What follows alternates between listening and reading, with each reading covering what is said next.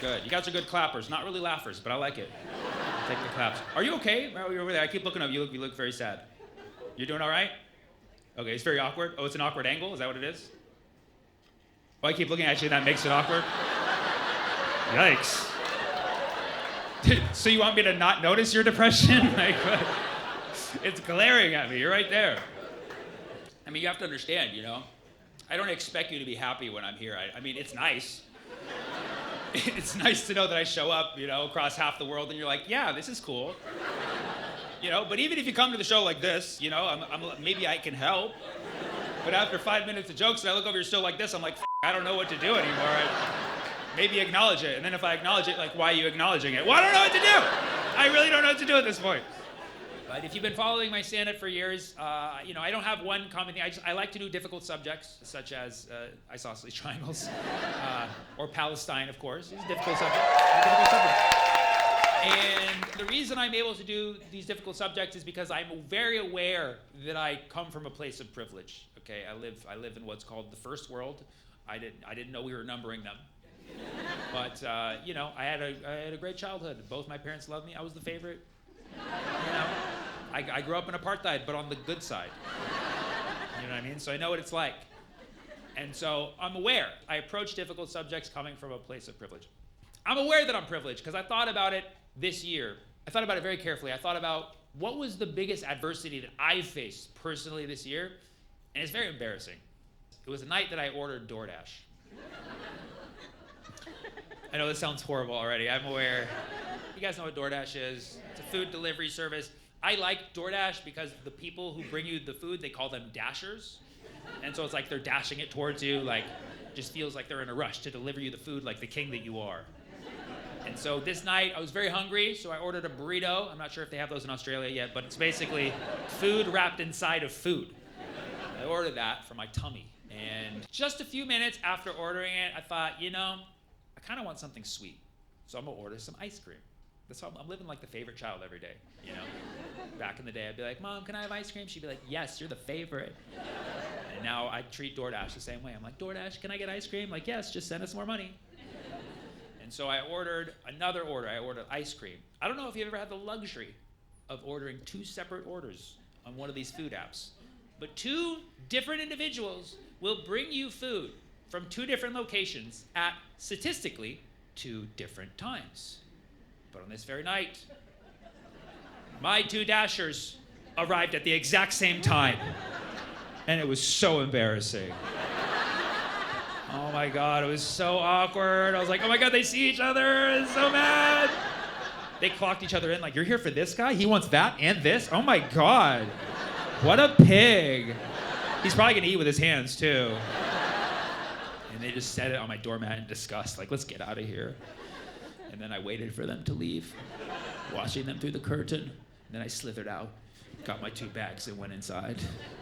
And I just ate them really quickly, like I hunched over. That's how I eat.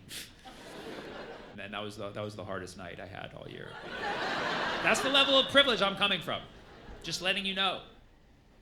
And, okay, well, there was a night where my house got broken into. Forgot about that one. And I know my house got broken into because I was inside, which I would argue is the worst time to be in your house. Some people are like, dude, that's the best time because you can defend your home. Like, that's assuming that I'm a hero, which I am not. So I was sitting on my couch one night, which is kind of near the front door, and I hear a knock.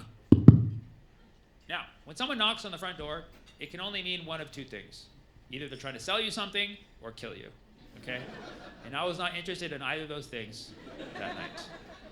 Okay, so when somebody knocks on my door, my strategy is to just freeze so that the person can't even hear my motion.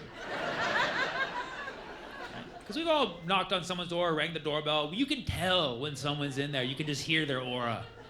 Be like, I know this motherfucker's home. So my thing is just like, remove all traceable forms of life, power down, and just wait for the knocking to stop. And they knock again. And I'm like, this will pass. They knock again. All right, 3 knocks it is. Knock again. Getting greedy there, buddy. And there's a pause. I'm like, they're leaving. And then they twist the doorknob. no, they're testing to see the door is open because nobody else lives here. So I'm just like, hold on. Don't make any noise. They twist the door arm again, very aggressively. I'm like, oh, they really want to get inside. Then it occurred to me, like, at what point am I going to defend my home? Because I really don't think I'm going to. I really thought about it. I was like, if this person breaks into my house, I'm just going to pretend like I'm a statue. So if they come in, they're like, well, that's a realistic looking statue. Where'd you get it, you know? Or they would know that it was me, and they would see that I was scared, so they would at least play along with the game. Like, whoa, that's a cool statue. I'm gonna go rob the place. It's like improv, you know? So I'm like, what am I gonna do? Twist the doorknob. Then this person starts throwing their body weight into the door. Like, oh, don't shake, motion. They do it again. And I'm actually really impressed because I can stand pretty still and I'm like trying not to shake or make any motion. I'm trying to stabilize. They do it again. And then my phone goes ding. I was like, I looked at my phone and I kid you not, it actually was good timing because it just so happens 20 minutes prior, I ordered DoorDash.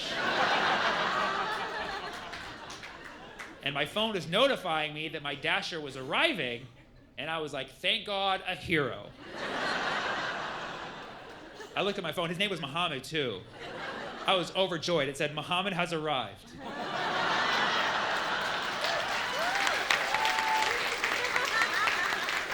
I was like, peace be upon him.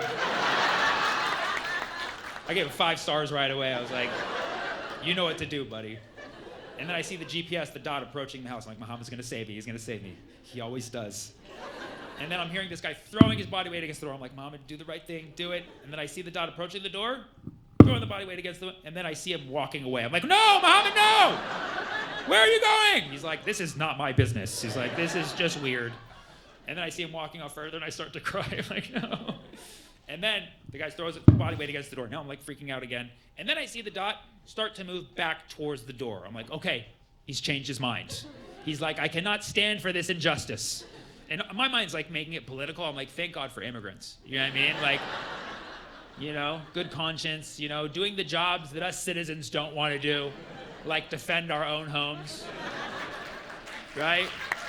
And so I'm like, you go, Muhammad. Can I give him 5 stars again? I don't know. And then I see him approach the door. Guy's still throwing the body weight. I'm like, Muhammad, are you just watching? And then he throws the body weight even harder this time. I'm like, Muhammad, are you helping? Are you like throwing this guy against the door and he just bounces back like I'm gonna help this guy out? I'm like, what is going on? And then it dawned on me, there's a delay on this app. So this has just been Muhammad the whole time. I look, I'm like, that's his car right there. And that's him. Oh my God. Why is my Dasher trying to break into my house? Like, he was like, oh, I'm gonna leave this food. This house looks really nice. Might as well give a little, take a little. My politics instantly changed. I'm like, immigrants! They were right, you know? I'm like, what do I do? And I'm like, like now the adrenaline's kicking in. I'm like, you gotta do something, save your home. Then I look a little closely and I'm like, he looks kind of like a small guy. I could probably take him, you know? So I open the door. I'm like, Muhammad, what's the deal, man? And he looks at me, he's like, oh, I'm so sorry. It says to leave inside.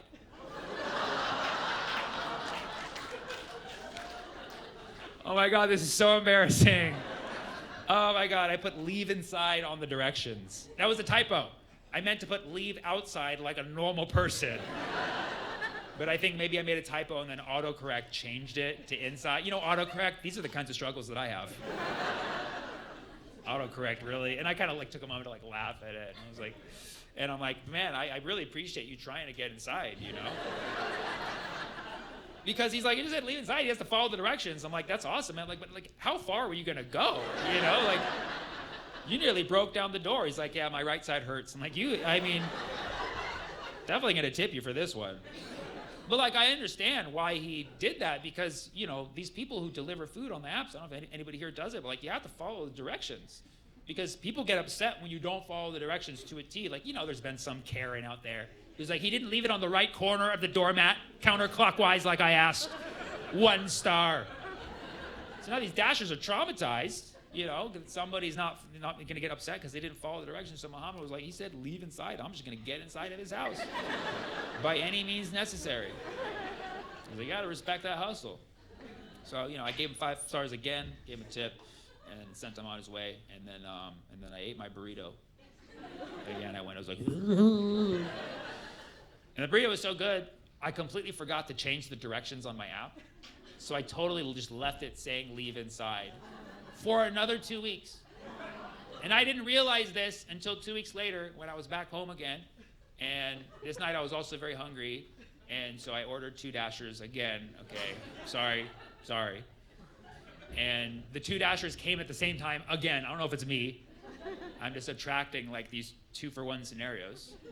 But they came at the exact same time, and I didn't realize it, and I didn't realize that I hadn't changed the app until I'm sitting on my couch, and then I hear someone banging on the door and the window at the same time. These guys were trying to break into my house from 2 different entry ports. And I kind of just looked out the window, just been like, oh, they're doing a good job. Like, they even started working together. Like, how are we gonna get in this guy's house? What are we gonna do? Should we go around the back gate? Should I lift you on the roof? We can Santa Claus that shit down the chimney?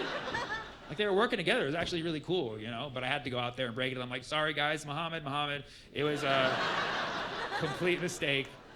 Thank you for the food. Peace be upon y'all, and have a nice day. And after that, I changed it back to leave outside, and I've had no adversity since. So that's where I'm at. I'm just letting you know, just so you know where I come from personally, okay?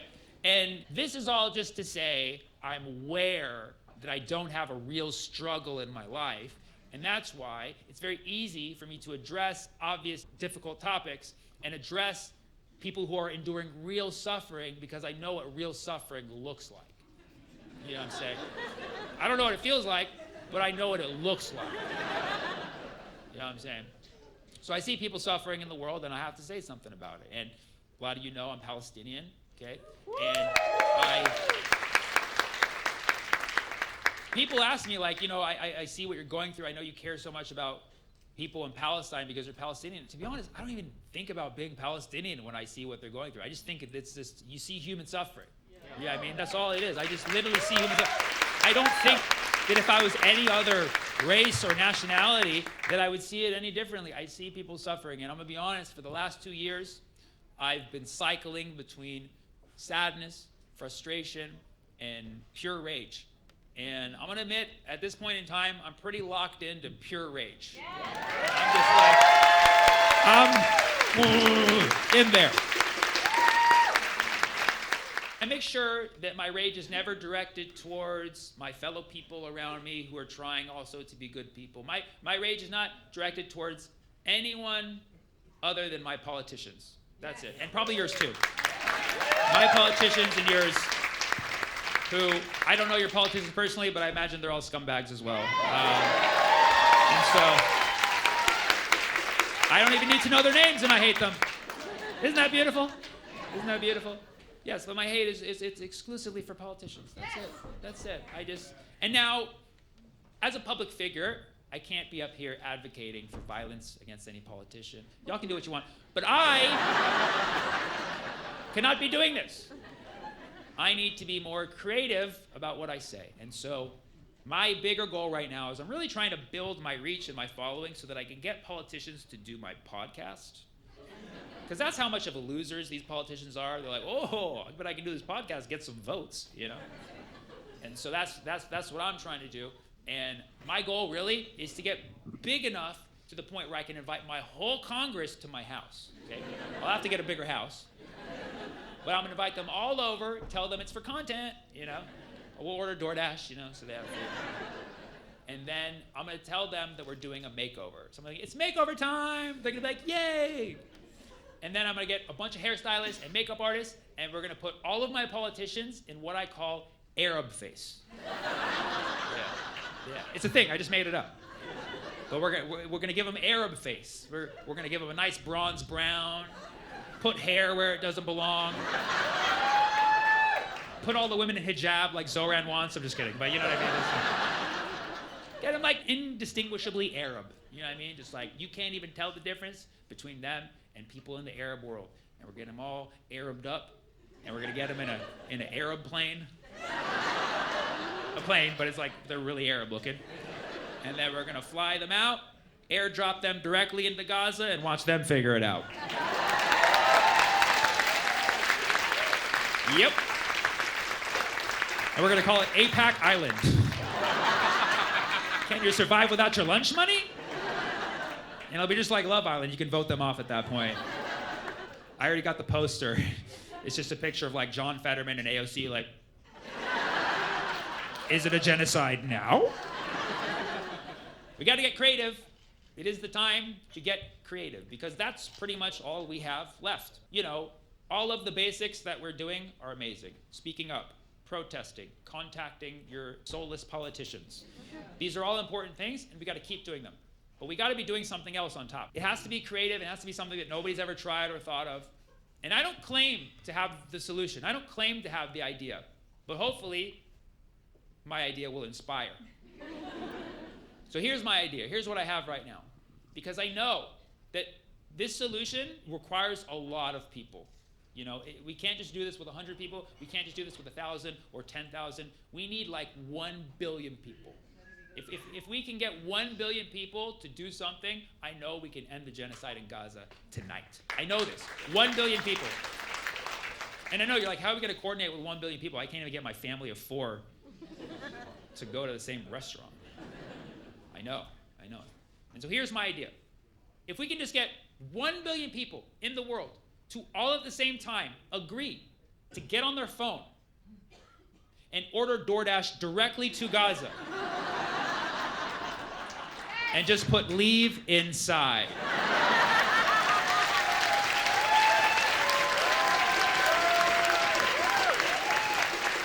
These dashers will tear down the walls, crawl through the tunnels, parachute that food in, get their 5 stars, get the f*** out.